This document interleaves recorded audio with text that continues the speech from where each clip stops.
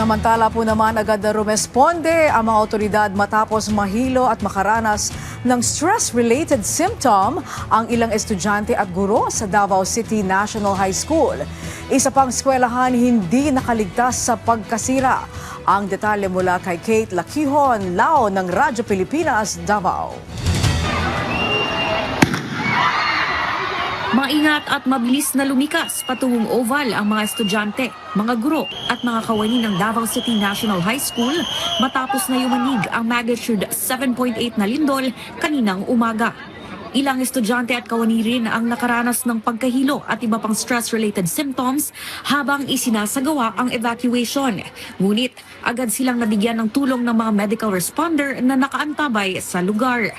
Tumulong din ang mga pulis at iba pang emergency responders sa pagpapanatili ng kaayusan at sa ligtas na paglikas ng mga estudyante at kawani ng paaralan. Sa lakas ng pagyanig, nawalan din ng kuryente ang eskwelahan matapos na pumutok ang dalawa nitong transformer. Sa Apolinario Mabini Elementary School naman, nagkabitak-bitak ang ilang gusali dahil sa lakas ng pagyanig.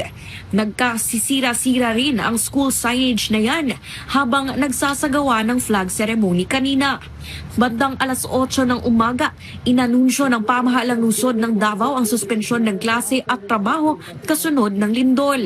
Dahil dito, pinauwi ang mga mag-aaral habang nagpapatuloy ang pagsusuri ng mga otoridad sa kalagayan ng mga gusali at iba pang pasilidad upang matiyak na ligtas sa mga ito bago muling gamitin para sa klase.